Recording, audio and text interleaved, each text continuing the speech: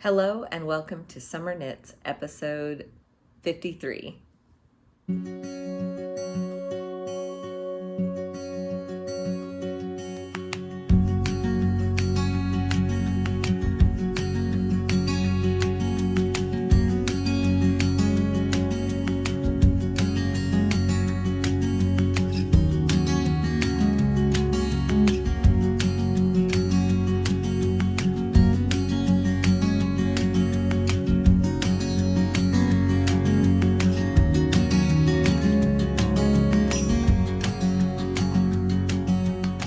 Welcome back to the Summer Knits podcast. I'm a knitter, spinner, crocheter sometimes, weaver occasionally, fiber arts enthusiast living in Tulsa, Oklahoma with my kids, my husband, my dog, and our chickens.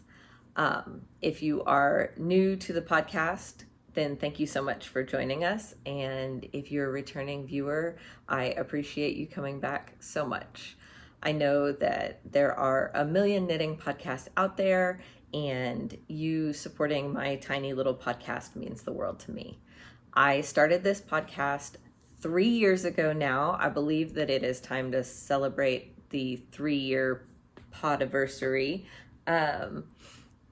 just for a wider knitting community, because I was feeling the effects of isolation during COVID, and I really wanted to connect with knitters everywhere, anywhere, people to talk to who shared my passion for fiber and fiber arts, because Lord knows that I could drive my family crazy if that was all I ever talked about to them. And there are days it's all I want to talk about. If I'm not knitting, I'm probably thinking about knitting or spinning or crafting, creating. I like making things with my hands. So happy 3-year podiversary to me and to all of you who've stuck with me through that time or joined recently. This space is as much yours as it is mine. And so I just want to mention that and thank everybody. I also have a Discord server. You are welcome to join us over there for just daily chit chat. You can find me on Instagram or Ravelry. All of those things are linked below in the show notes.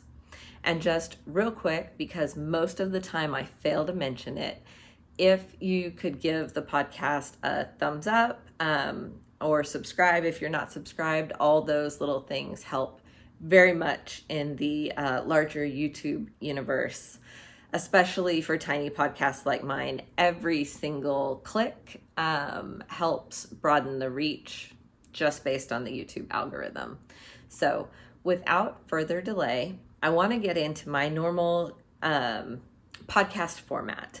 And that generally consists of finished objects and then works in progress and then acquisitions if I have any. I've been really trying to work from stash this year, so acquisitions are few and far between, but I did want to show some things at the end of the podcast that have been donated by various companies for an upcoming silent auction that I'm working on. I serve on the board of the Guild for our local opera company, and we have a silent auction coming up, and the fiber arts community has been so generous in donating things to put together some amazing silent auction baskets that I just really want to give them a shout out and make sure that people know what kind hearts these people have. The people that I have talked to that have given donations so far just really come from a place of wanting to share love and community and support. And while most of them are local to me, not everyone is. And I'm really feeling the love from the broader knitting community. And I really just want to share that. If you have been around through the holidays the last couple of years, one of the things I do on the podcast is I have a holiday joy sign up where I send out holiday cards with no expectation of reciprocation. So if you've been here a while, you know that one of the things that I really want to do, and that I try to do with my time, is to share happiness and joy and make other people smile. And it's really important to me that other people know that they're cared for and that small moments of kindness or happiness are available to them. And if I can provide even a tiny bit of that, it's just it just really makes my day. So those things are very important to me. I don't have any finished objects physically with me. And I say that because I did finish one thing. It was another blanket buddy. I know I've made quite a few of those recently, but they're really a lovely baby shower gift. This one was for a teacher at my kid's school, and I will try to remember to insert a picture of it. I did take a few pictures. We decided not to do a face on this one to leave it a little bit more abstract, but I think it's still pretty recognizable as a bunny. And we know that the nursery is animal themed and the mom's favorite color is green. So I actually marled two greens together, one being the Lily Sugar and Cream cotton and another one being TLC Cotton Comfort Plus, I believe it was called, which has a softness and a sheen to it. And it came out a really nice feeling fabric. And so I'm hopeful that the mom appreciates it and that the kid likes it. The baby was born 3 days after gifting, after the school had their little baby shower for the teacher. That was actually her last day there. They did not know that. It was a few days before the due date. So baby was not quite a week early, but that's still totally within acceptable range. But the kids were so very excited to be able to get to see pictures of their teacher's baby, and they were all glad that she had been there at least through the little cupcake reception baby shower that they were able to throw her. So I thought that was really nice. I have 2 whips to share, and I think that I will start with the smaller one, because I have been hyper focusing mainly on the big one because I do want to get it finished, but I needed a purse-sized knit in the dark type project since we were going to see the school production of Mean Girls, the high school version. And that was their spring musical, and I needed something that I could quietly work on in the dark, because I do get kind of fidgety when I'm in the audience, whether it's a movie or a live show. It doesn't matter. I get a little fidgety. So something to help me keep my hands busy.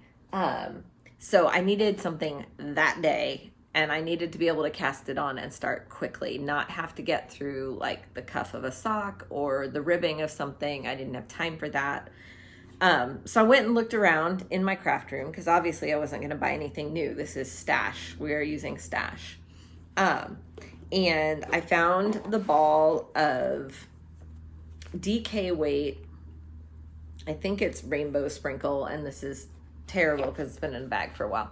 But I found that Hank sitting up in my craft room, and I wound it up, and I decided to cast on a Leith hat by Ysolda Teague. And right now I'm still on the brim.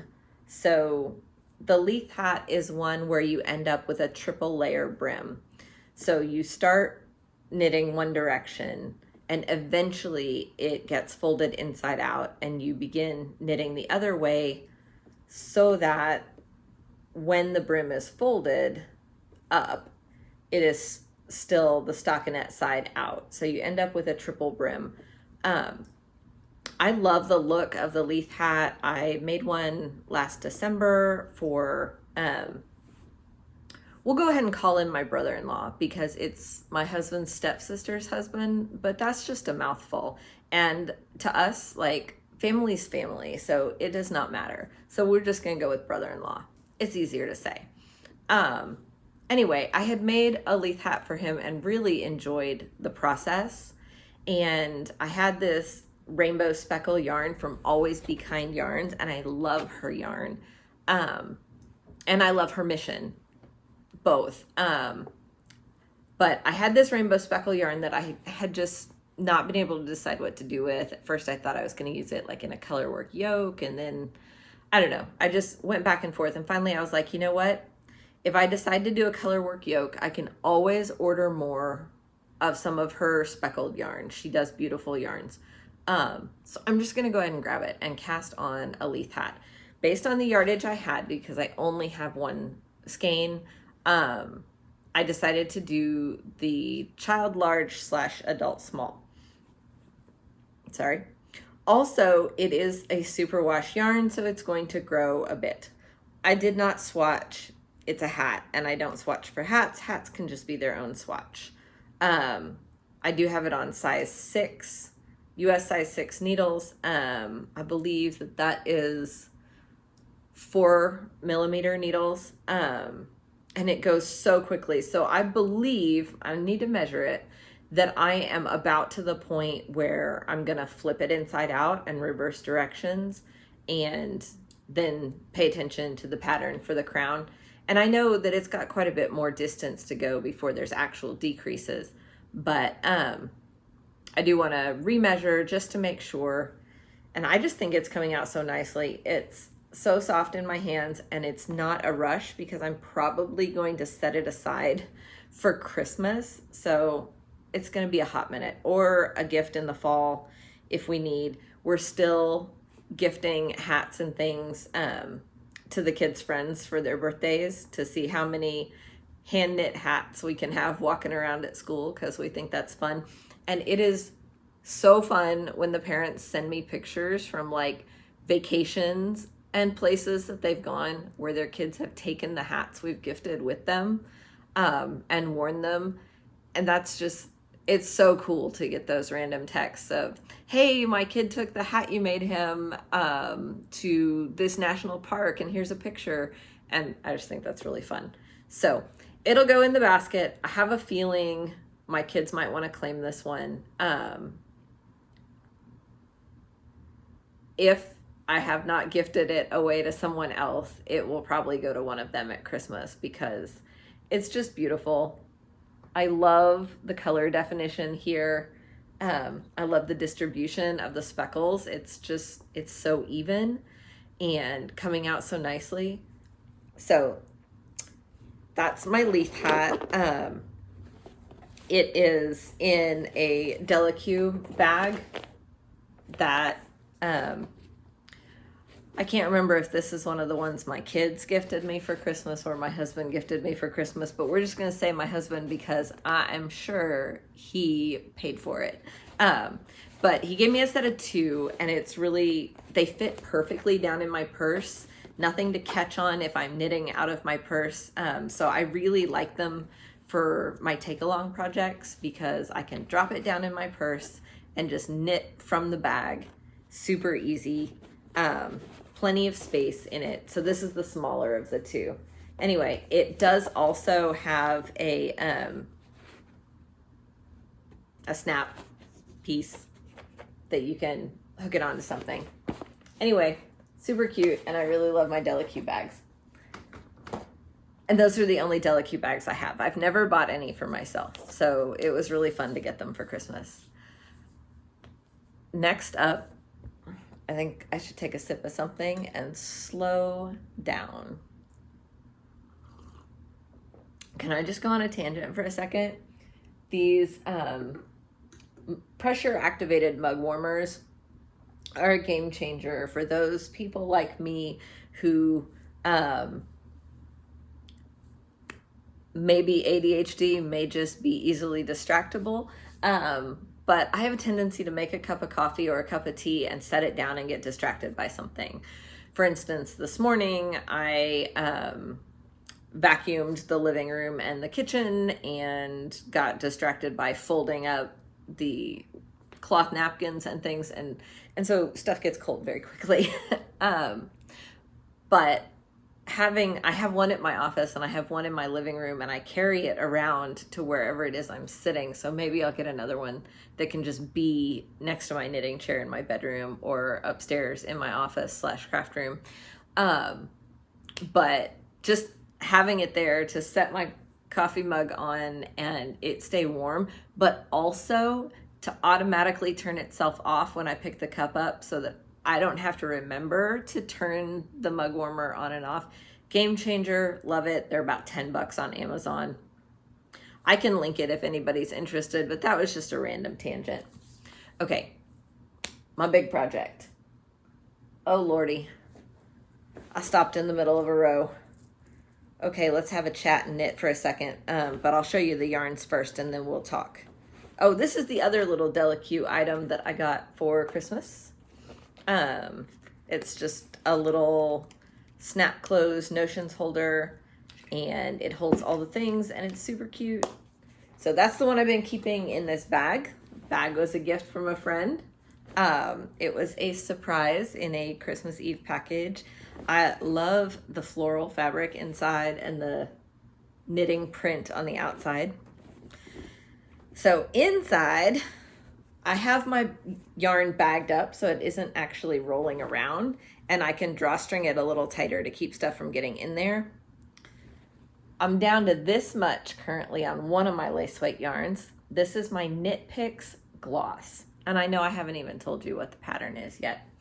I believe I showed the start of it on my last podcast episode. So this is the Traveler Shell by Andrea Mowry, and we'll get to the progress in a minute. But this is what's left on the second ball of the gloss lace by KnitPicks, which is, I believe, 70% merino and 30% silk.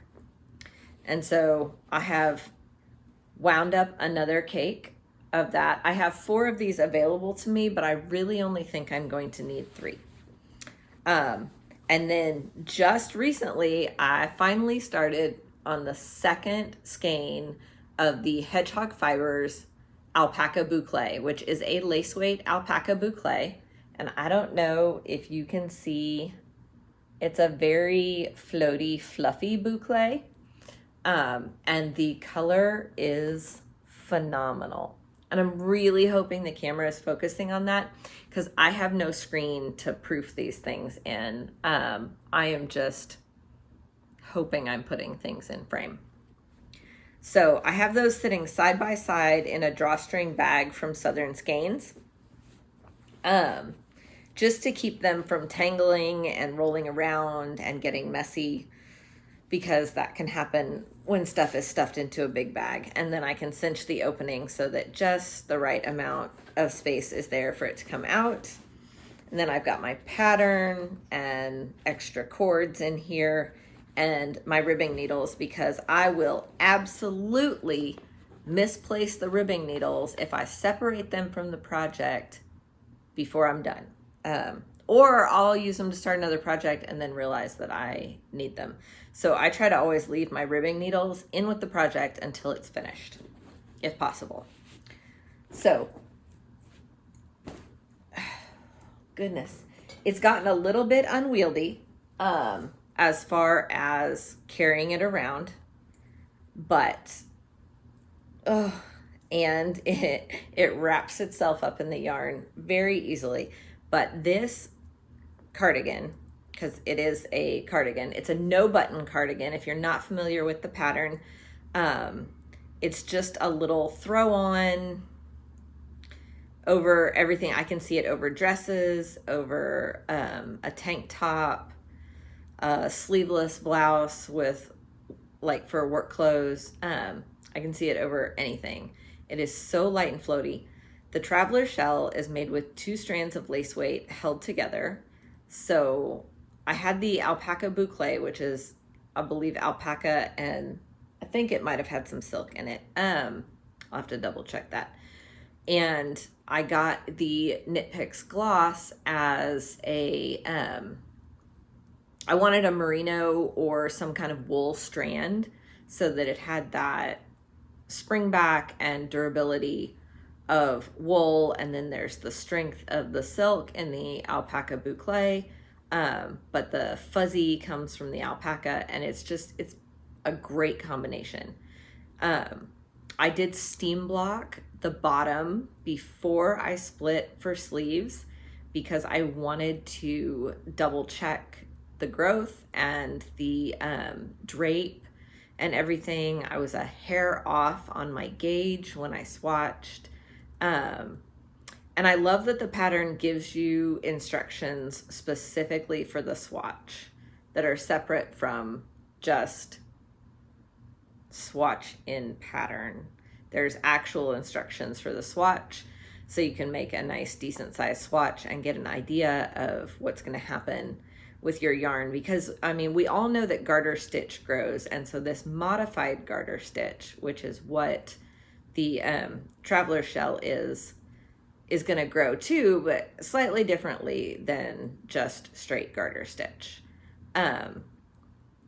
The pattern itself, while it looks hard to keep track of because it is like a 10-row repeat, is not. Once you can read the knitting, Andrea Mowry shared about how the easiest way to read the knitting on the traveler shell is actually by counting the purl bumps, not trying to count your knit V's. And I don't remember what episode that was, but it's been within the last month or two.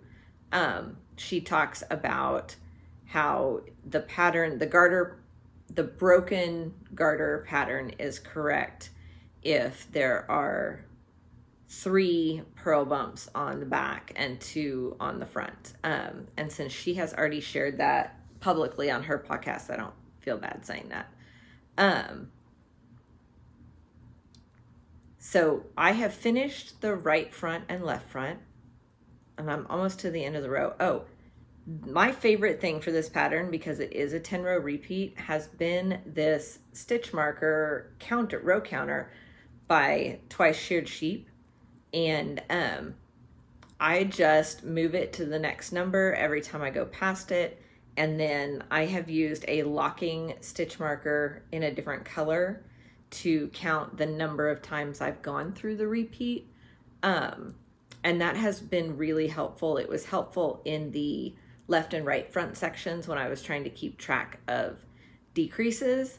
And it's been helpful on the back when I knew I had to get through a certain number of repeats. So even though I can read the knitting and know what I need to do on the next row, rather than have to go back and recount what I've done, I've just been using the row counter by Twice Sheared Sheep, and mine has a tiny coffee or teacup on it with a little heart in the middle. Okay, finish the row.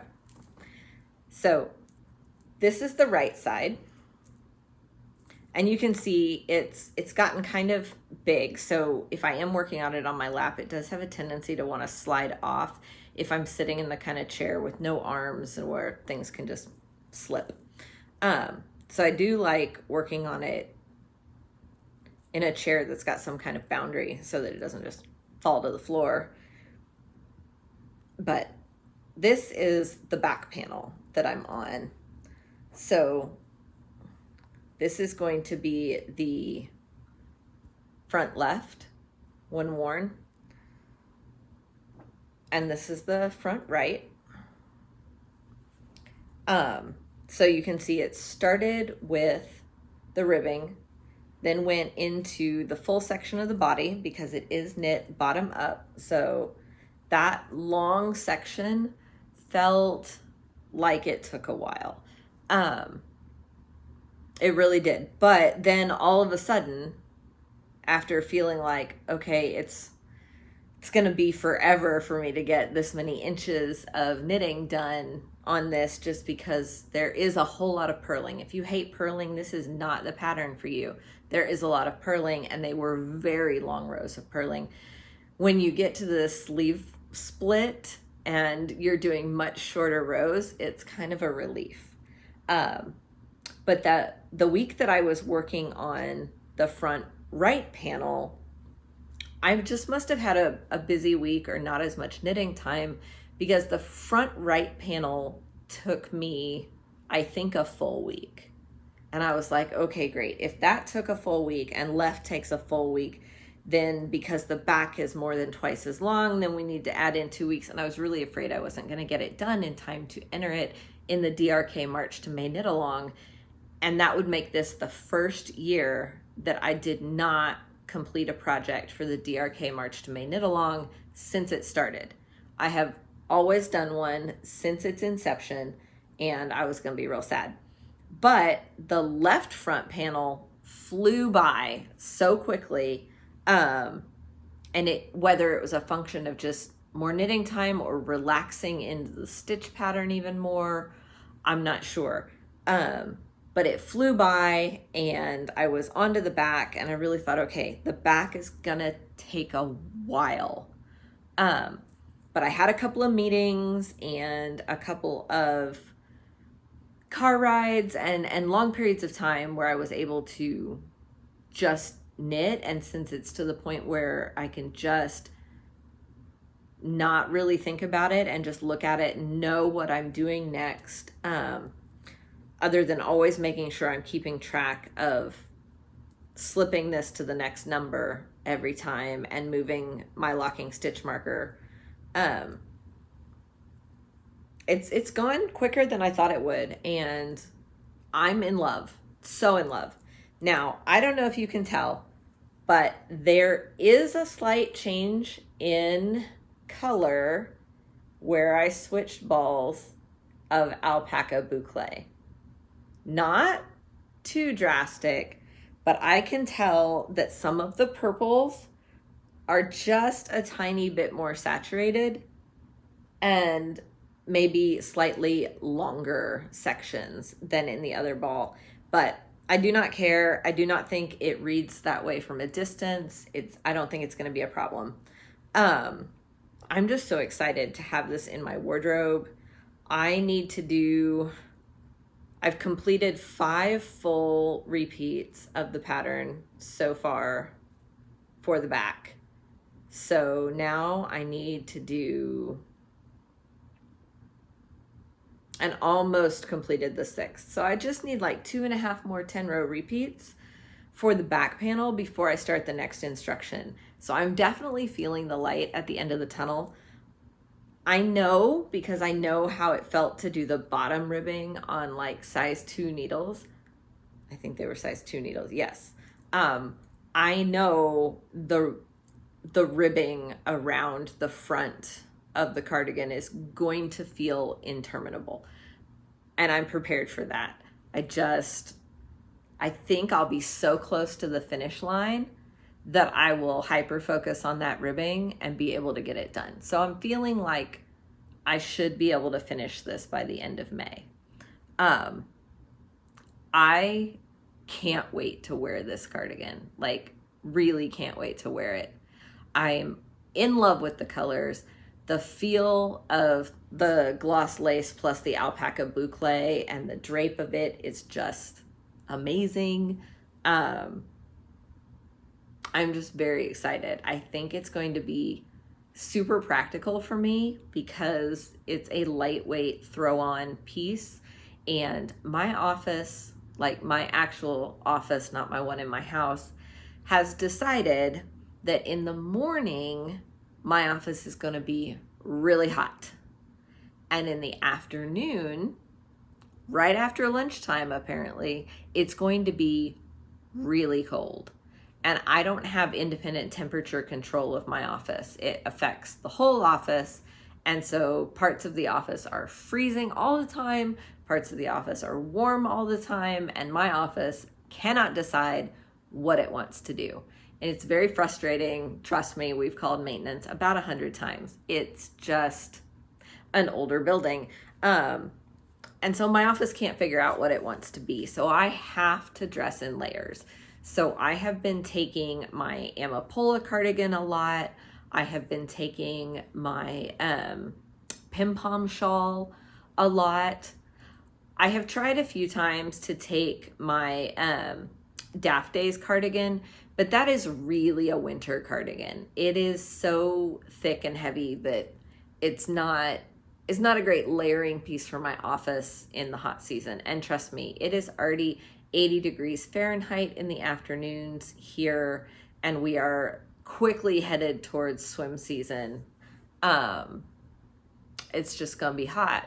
So I think the Daft Days has to be put away until next year. I occasionally take the Trinigan, the long cardigan that I did last year for the DRK March to Made Knit Along. It's a little heavier than I really need most of the time, but since it's short sleeve, it balances itself out pretty well. So that's another good one. So I'm really seeing how cardigans are much more functional in my wardrobe than heavy sweaters. We have such a short cold season here, and it feels like, whether you believe in global warming or not, it feels like that cold season has gotten shorter and shorter, and there's been less and less opportunity to really wear big fluffy sweaters. Yes, we have cold days and cold snaps, but they're not consistent, they're not long. So cardigans is really, even though there are a million gorgeous sweaters out there, and I still have a bunch of them on my list, cardigans has really been where it's at for me as far as practicality for my knitting. I use them so much, and I can see making myself tons more cardigans and not getting tired of it. And I know some people don't like to make cardigans because they don't like to purl, but that has not bothered me really. I haven't found that to be an issue. I don't mind the purling. Sometimes I just want some straight stockinette in the round, but I can always throw a hat or socks on the needles if I really need that.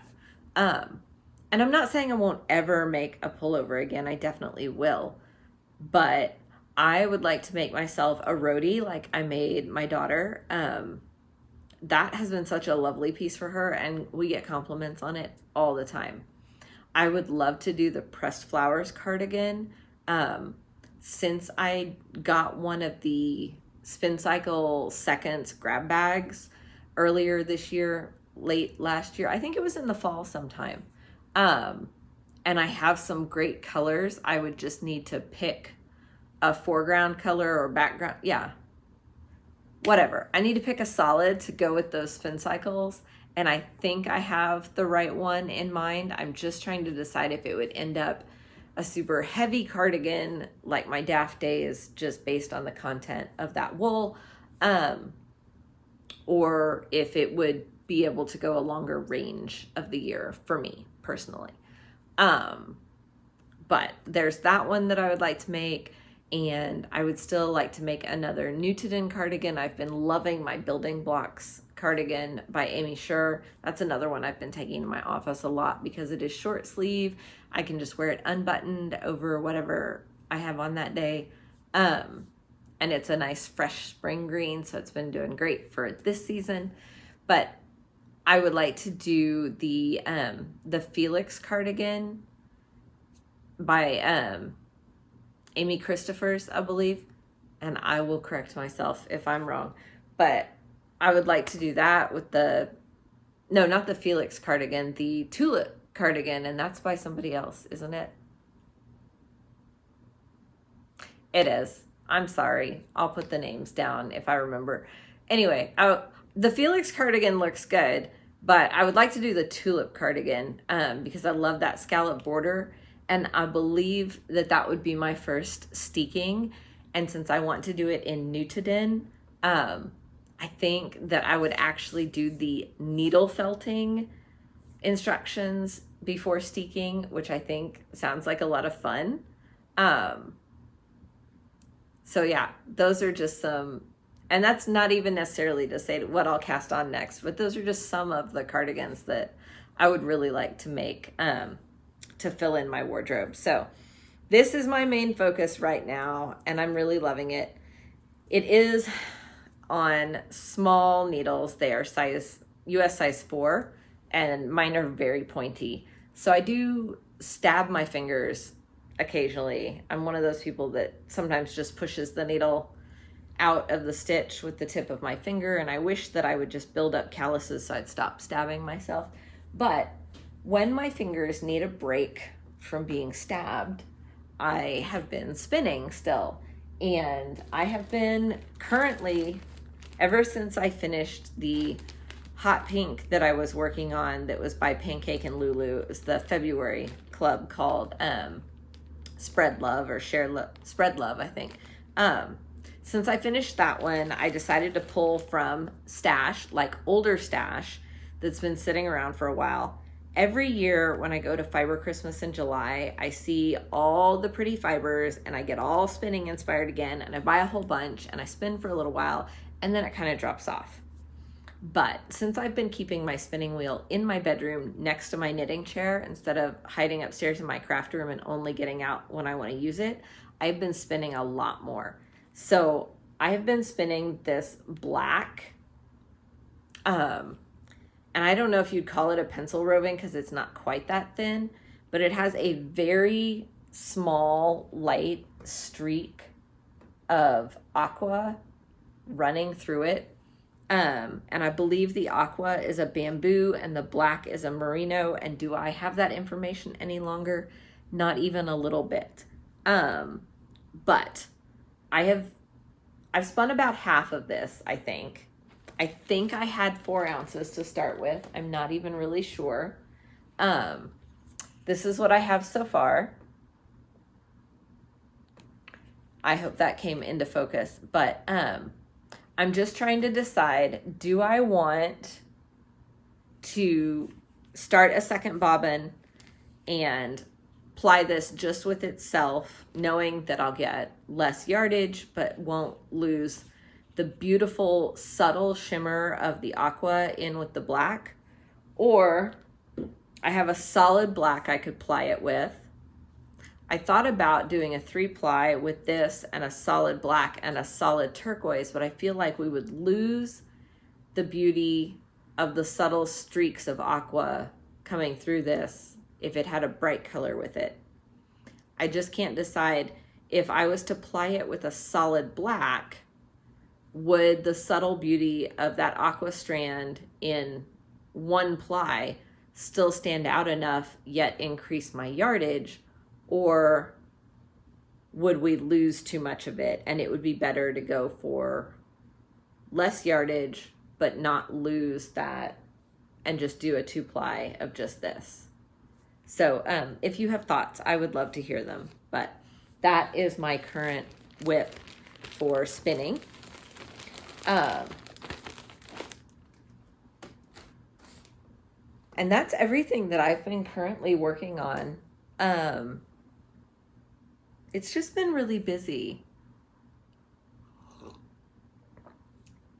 The end of school year, because my kids get out of school next week, so I don't know how erratic podcasting will become after that. But the end of the school year, the last 2 to 3 weeks are always constant and a little bit crazy. Between dance recitals and gymnastics recitals and choir performances and end of school year festivities at school itself and projects and expos where the kids showcase the work they've done all year and stuff. It's just, there's a lot going on. And then this week is also Teacher Appreciation Week. So I cooked a huge breakfast for all the teachers at my kids' school Wednesday morning. I did have some volunteers that helped with things like set up and clean up and stuff. But for the most part, I cooked all the food and my mom helped with a little bit of it. But it's just, there's been a lot of demands on my time. So I've been trying to maintain my sanity by taking those little breaks where I can. And not overwhelming myself with expectations of finishing things quickly or constantly. So that's kind of where I land right now. My daughter received a really big writing award, so we traveled to the state capitol for that, and she's had a few other honors surrounding that particular accomplishment. So it's just, we've been keeping really busy. And then of course, after school gets out, we'll get hit with all the summertime activities and all the things happening. But I think it's going to be a great summer, and I hope I get some amazing projects done, but I also hope that I take the time to build great memories with my kids. Got to work on planning the summer vacation and all those things, but mostly I just want to spend time kicked back by a pool with them, or hanging out, watching a movie, or hiking around, like just spending time with them. So those are the things I'm looking forward to.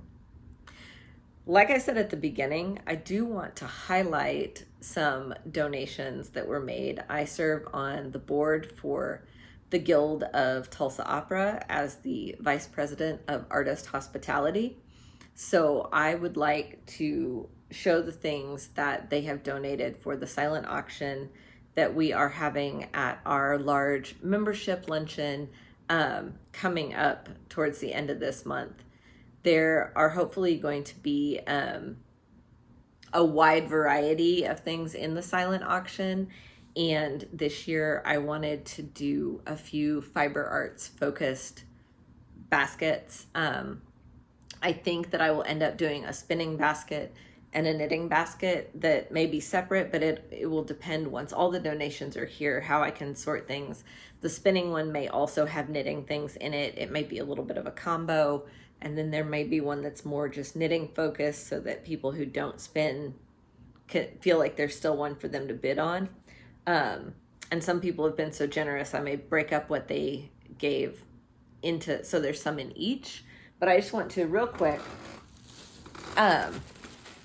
So the wonderful Woolly Boogers felt, I'm so sorry, has given a beautiful bat. Let me fold the plastic back, and I'm sorry for any crinkling, because I want you to see how gorgeous and shimmery this is. This is a BFL silk, cashmere, and bamboo bat.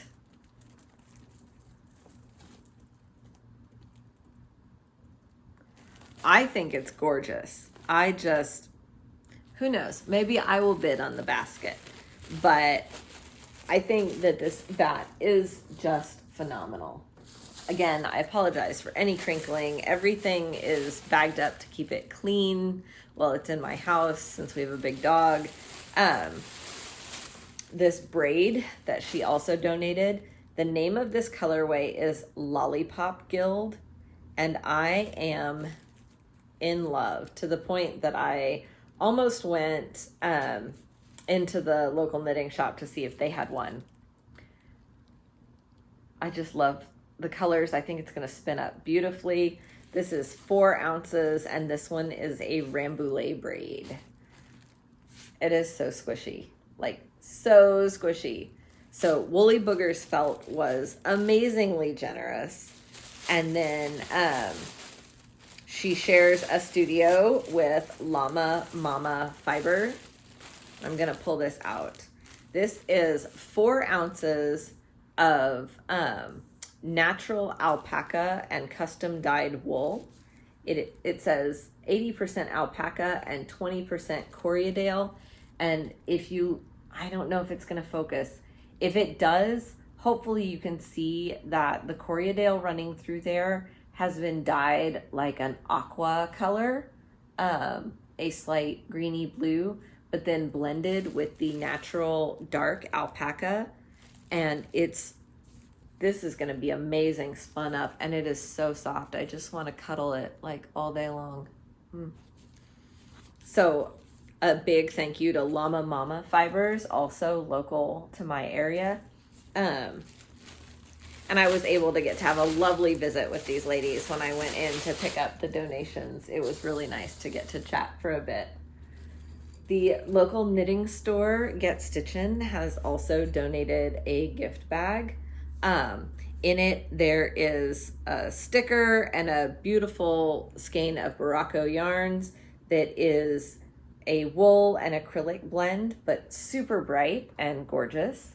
There is a nail file in the back here, a tape measure, a lavender sachet, and then a wine glass on it that actually says Knit 1, Sip 2, and is super cute.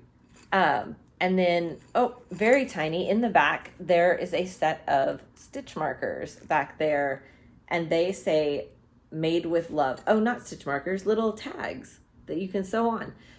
They say made with love, and they are adorable. This one smells so good. And then, not local to me, but equally as generous and just, I mean, knocked me over with the generosity, was Pacific Knit Co. And she donated some doodle decks. And I thought when she said, I can send you a doodle deck, that she meant I'll send you a doodle deck. And this is the summer doodle deck. But instead of just sending a doodle deck or two, she sent 5. I was so blown away, which is why I said I might split some of these so that there's some in each basket for the silent auction, because we got the Arctic doodle deck, the Portland doodle deck, the Rhinebeck doodle deck, Seattle, and then of course the larger doodle deck for the summer doodles. So each of the small ones is 24 colorwork cards and the 2 patterns. The larger doodle deck is 51 colorwork cards and the 2 patterns. So I just think, I mean, that's amazing. And yes, it is a nonprofit organization, and it is a 501c3, and they will get donation receipts. Everyone who donated will. But just the generosity of our knitting community. There's a few more people who have committed, and I haven't had time to meet up with them, or the things they're sending haven't made it yet. But I will either take pictures and show them just to make sure that they also get their moment of thanks. Or if I manage to record again before that meeting where we have our big silent auction, I will show all of those things. Summer Lee has donated a copy of her book, a signed copy, and there are some local dyers sending sock sets to go with that, so that there's the sock book and sock yarns, which I think will be so fun. I love putting together gift baskets, and I like putting together silent auction baskets too, but I don't know, there's just something fun, especially when doing gift baskets, about picking and choosing all the small things to put together and then wrapping it up all pretty so that it just looks gorgeous. So I'm kind of having a lot of fun with this. I am also working on a couple of other silent auction baskets besides the fiber arts. One has a focus on local breweries, which I think is a really fun one to do. And then one has a focus on local coffee roasters, which I also think is a fun thing to focus on, is our local coffee roasters and our local coffee shops. And that one will also have local pottery in it. So I just think that the generosity of my community has been phenomenal, and I am so grateful. And I hope it's okay that I presented all that on here. I feel like I just wanted to give them a public thanks and show how much I appreciated everything that people are doing. So small business owners often have a very low profit margin, and donating can mean a lot because sometimes their margins are much smaller than big corporations. So when a small business donates something to another small nonprofit, it's very meaningful and it has a big impact. And so I hope to send business to those people who have made a big impact for me.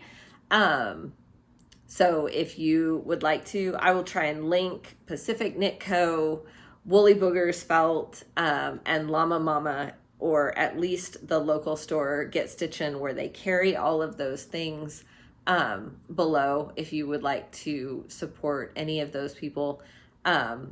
Also Summer Lee Designs, and once I get those yarns, I will showcase those as well, and we can hopefully send some love their direction too. Even if it's just engagement with their social media, showing your support doesn't have to mean purchasing. It can just mean following or liking or sharing in your stories. There's a lot of ways to show support, and a lot of them are free. They just cost your time in just a few seconds. So I don't really have a whole lot else to say today. There's a gnat flying around my head, driving me crazy. Yeah, I've been reading a lot. And it's been a wide variety of things. I've read quite a bit of Emily Henry and some Talia Hibbert, and I think currently I have an Ali Hazelwood book going, Below Zero, maybe. I did just finish reading Whitebird this morning, which is by R.J. Palacio, which is the book that my daughter wrote about that she won her writing award for, so I felt like I should read the book. I was a bit of a crier, but it's only, if you happen to want to listen to the audiobook, it's barely over 2 hours. And the last 20 minutes of it is more like classroom discussion stuff, so it's really just a 2-hour listen. I think my daughter read the whole book in less than an hour when she got it, which has been a few years ago.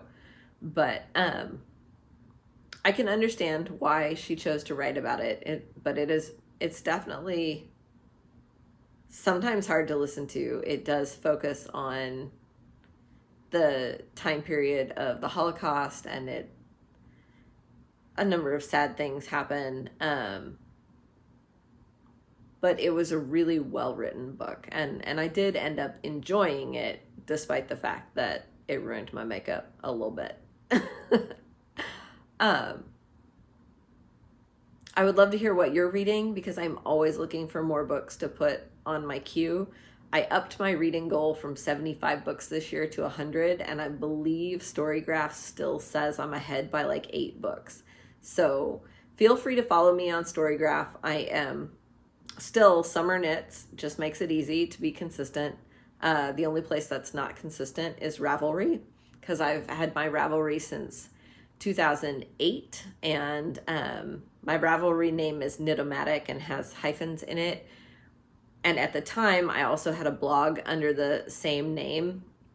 Now there's apparently a knitting store in Canada with the same name, but I'm not changing my Ravelry. It's been that for so long. I know you get a couple of free passes on changing your Ravelry username, and I would theorize that SomerKnits isn't used, but I haven't actually checked that. I suppose I could someday update my Ravelry to reflect all of everything else where I've used SomerKnits. But anyway, Storygraph. That's where I keep track of my reading. I found Goodreads a little cumbersome. I found Storygraph a lot easier to use. I love statistics. I love seeing all the graphs as I go throughout the year. As I finish things, I always go check and see how that has changed my graphs and the distribution of things. So yeah, that's where you can find me for that. Don't forget that we have a Discord. You're welcome to join and chat with us. Oh, I did sign up for the Tour de Fleece this year, and I joined the team that Christopher and Tashi are doing. It's, what is the name of it? Camp Wooligan or something. Anyway, super cute. Ordered a t-shirt, signed up for it, everything. Got onto Ravelry to check the Tour de Fleece group and stuff, and found out that of course the Tour de France is during a time when I might have very limited availability this summer. So I think if I'm going to get any spinning done for the Tour de Fleece, I'm probably going to have to dust off my drop spindles, which I have not used in forever. They're mostly just in a vase as a display on a table in my living room. So time to practice with those again. I hear support spindles are getting pretty popular, but I think I'm just going to dust off one of my drop spindles and not buy a new support spindle, because I know that other than traveling, I probably won't use it as much. I just really prefer wheel spinning. But I do think I want to spin during the women's race. I think it's the Tour de Femmes.